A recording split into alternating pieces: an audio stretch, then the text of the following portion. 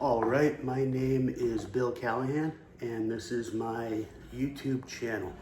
I have been playing the guitar for approximately 6 months. I started on December 10th of 2024, last year.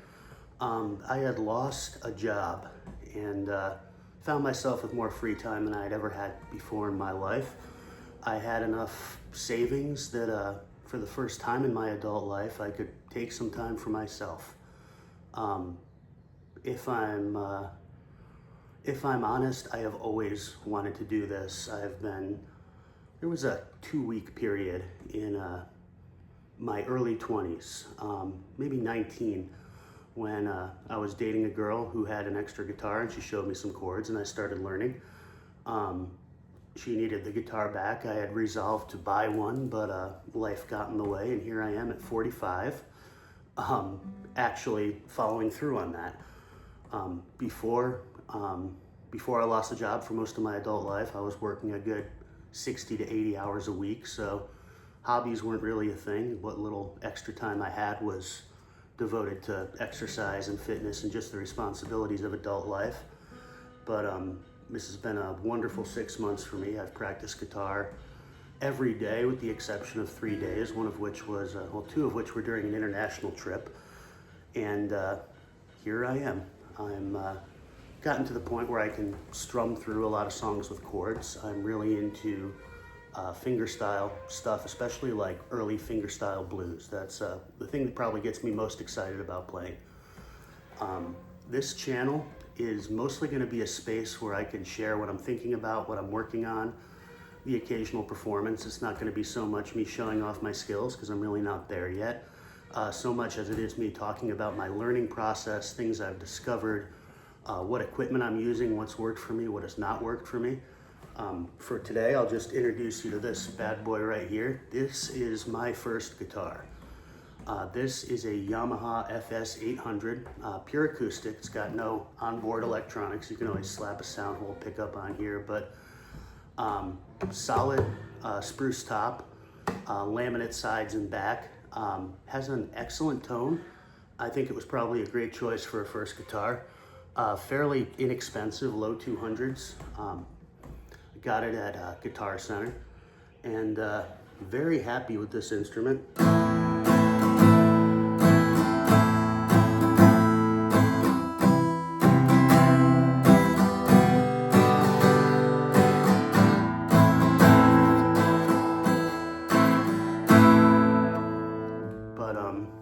Got that. I've got a few others I'll introduce to you along the way. I have one electric and another 3 acoustics.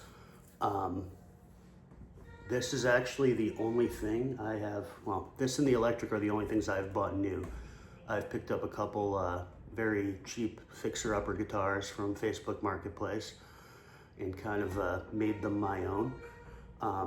I would one day like to own like a nice Taylor or Martin, preferably some kind of small body, 12 or 14 fret, parlor to concert size, bluesy thing. Something I can really shine with the fingerstyle work on. But for now, I'm saving my pennies. Not really gonna blow a bunch of money on gear. But I do want to talk a little bit about what I've discovered along the way. I have found that music has always been this kind of secret language that I wasn't privy to, and I've never really understood the depth and complexity of it. And since I've gotten into it, since I've started learning my theory, since I've started understanding the fretboard and just how brilliant it is, I've kind of gotten to a place where that whole world has been opened up to me. I can't really speak that language yet. I can speak that language a little. I can ask where the bathroom is in music. That's about it. But I can read it. I can, not to say like I can sight read music, although I'm working on that, but it's a language that I'm not fluent in, but it's a language where I now have access to this huge repository of human knowledge, not to mention beauty and art, and it's really opened up the world to me. I used to be very dismissive of people who said things like, for example, that, you know, there's this story that all American music is really black music and that the white man has stolen black music. I used to roll my eyes at that.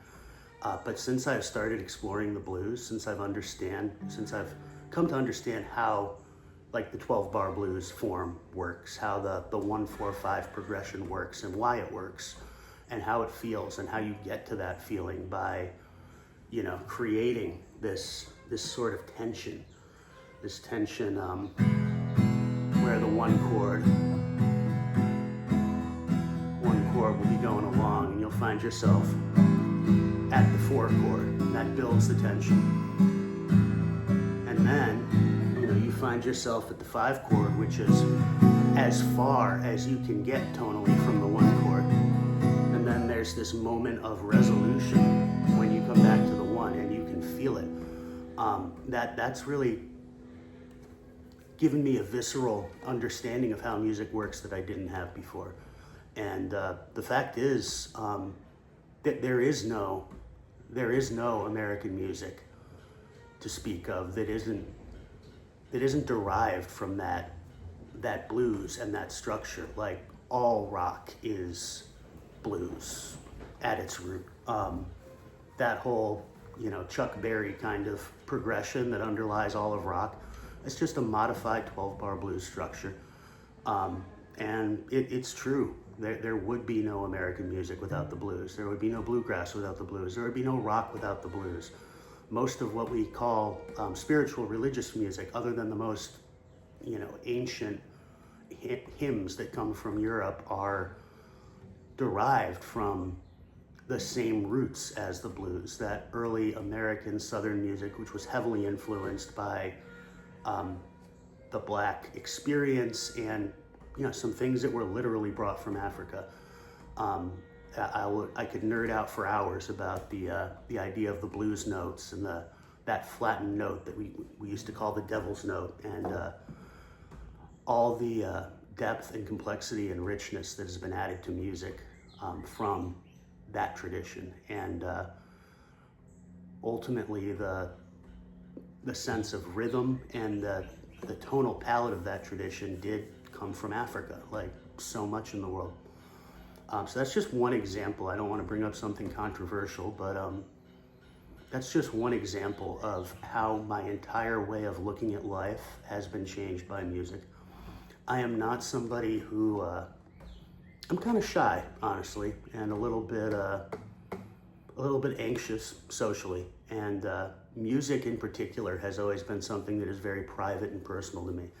Like, it's very hard for me to just put on a playlist and let people listen to what I listen to. So that's an area where, even more than every other area of life where I'm already socially anxious, that's an area where I feel very self-conscious and judged. And since I've started playing the guitar, I have found myself having these deep, intimate conversations with strangers who also happen to play guitar about things I would have never shared or been able to articulate about my innermost sense of truth and beauty as revealed through this musical journey.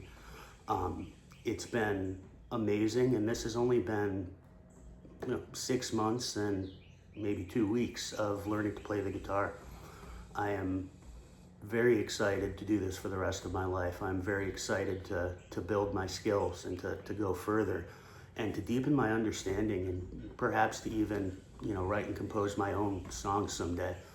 We'll see where that goes, but another part of that anxiety is I feel a deep self-consciousness and anxiety when I am playing music in front of people and singing music in front of other people. When I'm at church, it's hard for me to sing out loud and not be self-conscious about my voice. So a big step for me has been sharing some of my playing online in forums and stuff.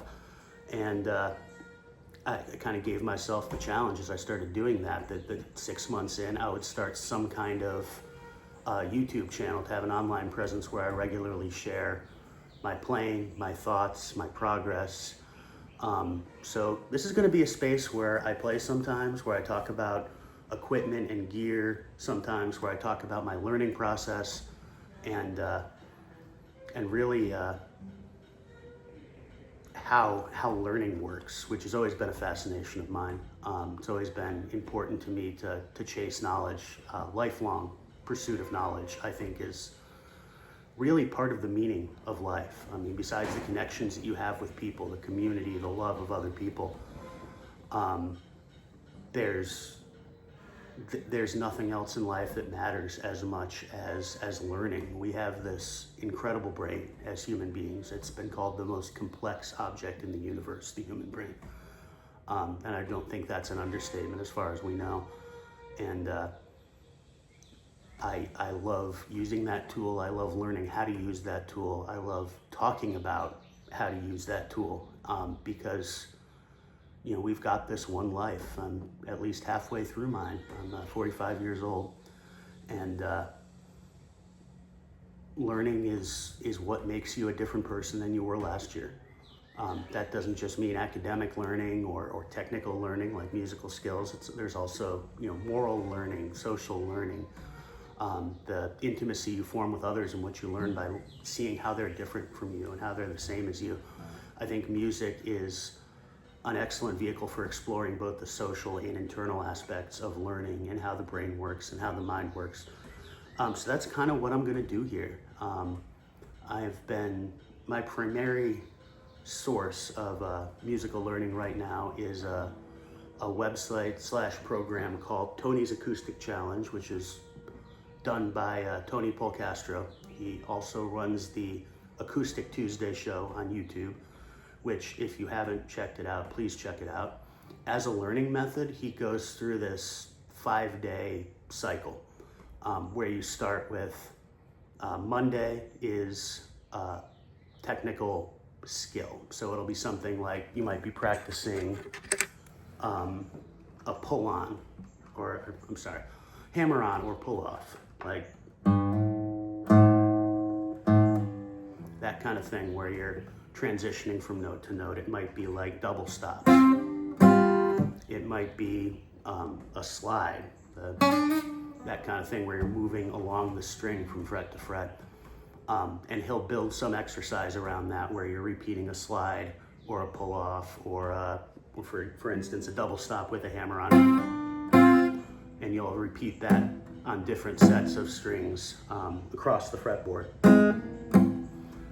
That was terrible, but that's just an example of why these things need to be practiced.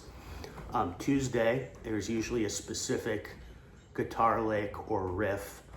And I forgot to say, almost every week is based on learning a specific song or the general flavor of a specific artist style.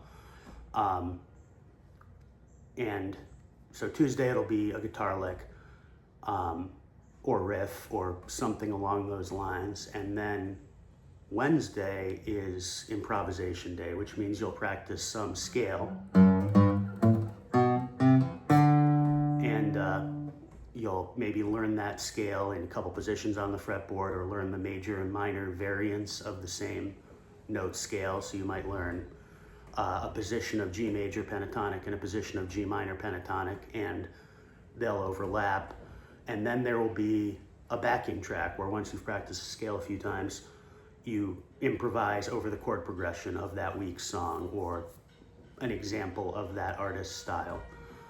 Thursday is rhythm guitar day. So that might be learning the actual chord progression of a given song and practicing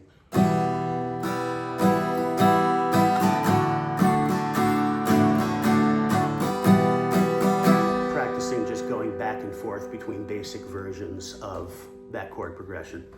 And then Friday is chord transition challenge day. So that will be things like, maybe you're using a bass note strum to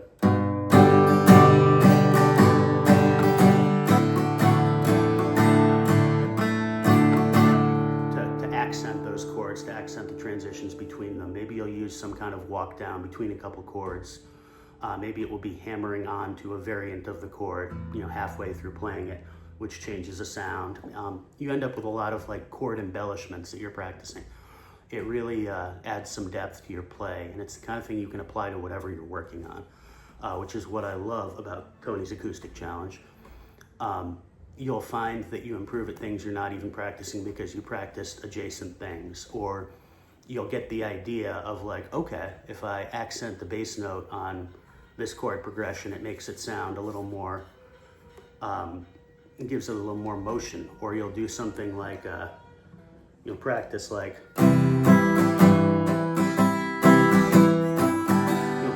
an alternating bass note kind of thing, which gives it a kind of country bum bada bum bada bum bada bum kind of feel to it. And at the end of the week, you have all these pieces of the song, and it won't necessarily be that now I can play this song I couldn't play before, but suddenly maybe a song you could play before you can play better, or you can change the rhythm of it, you can change the feel of it, you can make it feel more dynamic, less dynamic. You can learn how to use space and different strumming patterns to create a more sparse or more dancey version of the same thing. I've found this program to be incredibly valuable. It requires a minimum time commitment. The expectation is 10 minutes a day. Honestly, most days I'm practicing for, 2+ hours most days, if I'm honest. And it's a 5-day-a-week commitment. You don't have to do anything on the weekends. But in addition to that weekly cycle, there's a kind of monthly and quarterly cycle too. Like every month there is a benchmark song. You may or may not get specific lessons on that song. I think you always do, but I've only been doing this for 1 3-month cycle. So for example, the Old Crow Medicine Show's Wagon Wheel is an easy song to play a simple version of, but it's this month's benchmark song. So the idea is, like, if you're exposed to it for the first time, you record yourself playing maybe even just the chord progression, maybe just a riff, whatever you can play. And then when that comes back around in 3 months, because there are 4 benchmark songs and they rotate, you'll be a better guitarist with more skills, and you'll be able to do a different, deeper version of Wagon Wheel. Maybe you still can't play the whole thing by then, but maybe you can play the chords with the hammer-ons. Or maybe you can play the riff now and you couldn't before, and you can still play the chords. Maybe you'll be able to get through the whole song with like chords and a little chord melody. But the point is, you're not getting anywhere overnight. You're doing a little bit a day, and you're making this relentless, gradual forward progress. And I have absolutely found that to be the case. It has changed the way I play songs that I was never exposed to there. It forces me to do different styles of things. Like 1 week you'll be focused on fingerstyle because it'll be, say, a Hill Country Blues theme. So you'll be doing fingerstyle stuff. Another week it'll be alternate tunings, which you may never use that tuning outside of TAC, but understanding now that this string, let's say this E string, is now suddenly going to be a D string, that changes how you play other chords. I had an experience the other day where I went to play a song that I pretty much play every day. It was actually the song that I learned to play guitar to play. I'll talk more about that later, but I had accidentally left my guitar in drop D tuning last week because we were working in drop D, and I started playing this song, which is written for standard tuning. And funny thing happened. I immediately recognized, like, that string sounds wrong, realized what I did, and thought through, like, okay, of the 5 or 6 chords in this song, there are 2 of them that really use that open E string to effect, or a note on that open E string to effect. I'm gonna have to find another way to play them. So, my G chord, which would normally be, I do this 3-finger kind of generic beginner G chord for the most part when I'm strumming, because it's easy to get to. It's a chord I can consistently hit. I've also been playing with like the bluegrass version of that, where you kind of have your ring finger on the B string at the 3rd fret, and in some bluegrass applications you would even mute this A string. So this chord sounds a little richer. There's a little more fullness to it, and I found myself unable to use that open E string on top. So what I did is I just used the bottom half of that bluegrass chord, still a G chord, a little quieter, so I just strummed it higher. Strummed it harder rather, and it sounded beautiful. The other chord in that song that I knew was gonna change was like an E major, just your basic E major with the index finger on your first fret of your G string here, and the A and D both fretted on the second. And two things occurred to me. I could either sort of fret that other D string on the second too, but that sounded a little loud and like a little too much of that E note in it. So what I did is just didn't strum the top string. So I'm still getting the open high E, and I still had my E chord, and I was able to play through the whole song despite my guitar not being in the appropriate tuning. That would have just stopped me in my tracks a month ago. And obviously I could have thought through, like, okay, I can get to this chord this way. I'm pretty good with my theory on paper and in my head. I can figure out how to construct a triad from whatever strings you give me if they're reachable.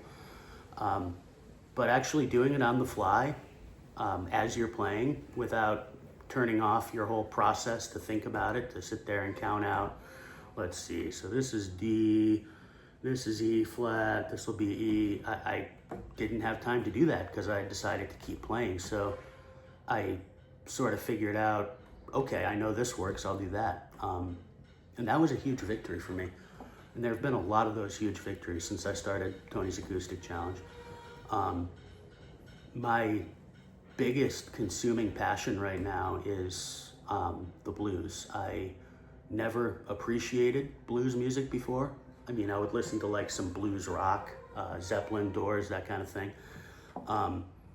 But acoustic blues all sounded the same to me. Like fingerstyle acoustic blues, I had zero interest in. Didn't even understand the appeal, but that changed very quickly. Now I'm completely obsessed with it. Now every chord I learn, every technique I learn, I'm like, how can I work that into a 12-bar blues? The most challenging version of that, I think, is that whole, fingerstyle thing, because you're the whole band. You'll be playing the bass note up here, then you'll start like picking up melody notes with that, both on the beat and opposite the beat.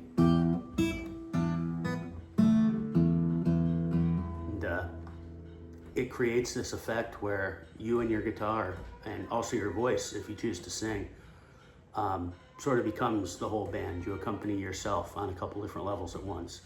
That is fascinating to me. I'm not good at that yet, but it is something I endeavor to be good at. It's a passion that I didn't know I would have, and I'm very excited about sharing that with y'all.